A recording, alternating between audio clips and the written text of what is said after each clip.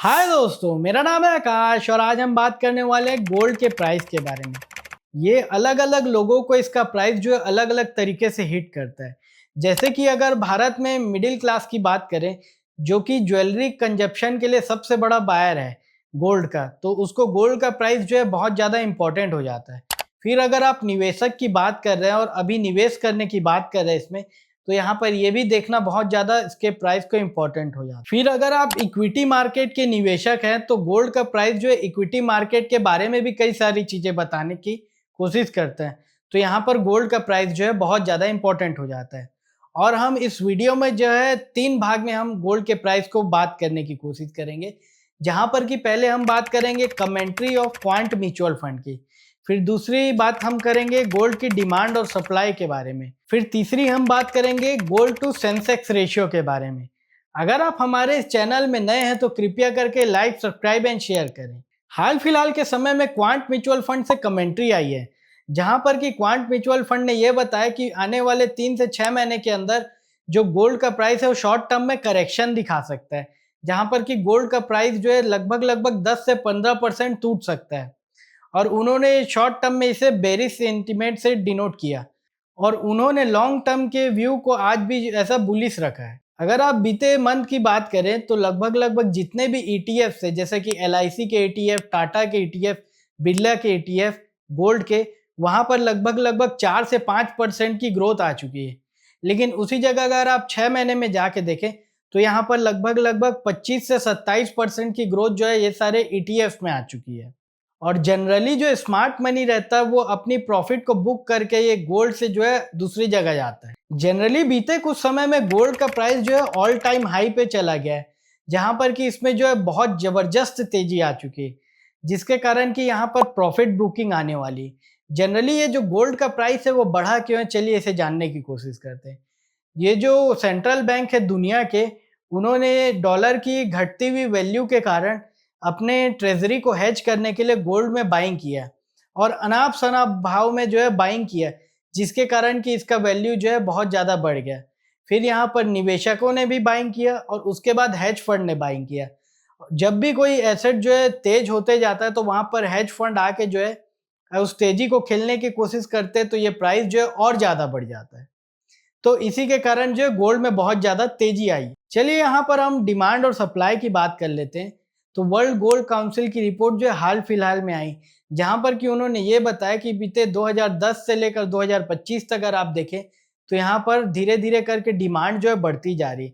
और ये डिमांड जो है सेंट्रल बैंक के तरफ से आ रही है, इन्वेस्टमेंट फंड के थ्रू आ रही है और हेजिंग के थ्रू आ रही है। लेकिन इसी के पैरेलल अगर आप जाके देखें तो जो रिटेल कंजप्शन है वो घटी है। अभी हाल फिलहाल में आपने बहुत सारे न्यूज़ भी देखा होगा कि इंडिया के सर्राफा बाजार में ज्वेलरी कंजप्शन का लेवल जो है कम हो चुका है। चलिए अब हम गोल्ड की सप्लाई के बारे में बात कर लेते हैं। आप 2010 से 2025 तक जाके देखें तो धीरे धीरे इसकी सप्लाई जो है इंक्रीज हो रही है। सेम यहाँ पर जो है सिल्वर का फेनोमेना देखा जा रहा है। अगर आपको सिल्वर के बारे में और जानना हो तो आप आई बटन में जाकर देख सकते हैं। जैसे कि माइंस की प्रोडक्शन की अगर आप बात करें तो वो कांस्टेंट है लगभग और वो धीरे धीरे बढ़ रही है। लेकिन उसी जगह अगर आप रिसाइकल गोल्ड की बात करें तो वहां पर रिसाइकल गोल्ड से जो आने वाली गोल्ड है उसका वैल्यू जो है दिन ब दिन बढ़ता जा रहा है। चलिए अब हम गोल्ड टू इक्विटी रेशियो के बारे में बात कर लेते हैं। इक्विटी में हम यहाँ सेंसेक्स ले लेते हैं।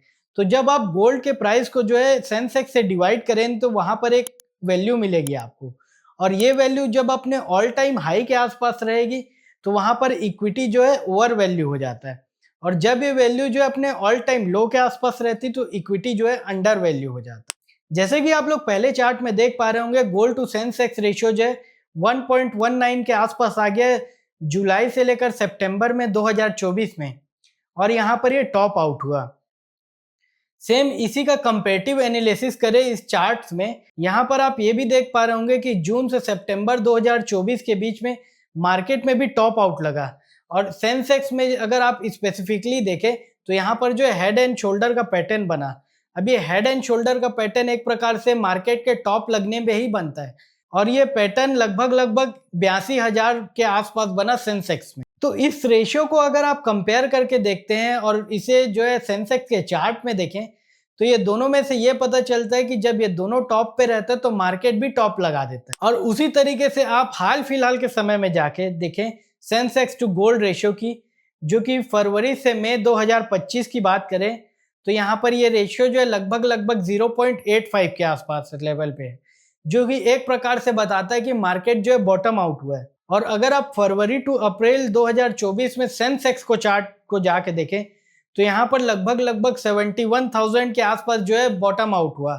और इस बॉटम आउट का कंफर्म करने का इंडिकेशन जो है डबल बॉटम का चार्ट्स भी बनाते दिखा, जहां पर कि लंबे लंबे कैंडल जो है बने। ये जो कंपैरेटिव रेशियो, इससे हमें मार्केट टॉप लगने वाला रहता है, इसे बढ़िया तरीके से कंपेयर करने से पता चल जाता है। और अगर आप मार्केट बॉटम आउट करना है, इस रेशियो को पैरेलल लगा के देखें तो यहाँ पर मार्केट बॉटम आउट होता है तो भी बता देता है। तो ये एक प्रकार से गोल्ड की प्राइस जो है इक्विटी मार्केट को भी बहुत अच्छे तरीके से बताने का काम करती कि आने वाले समय में equity as an asset class कैसे आउट परफॉर्म या अंडर परफॉर्म करेगा करके।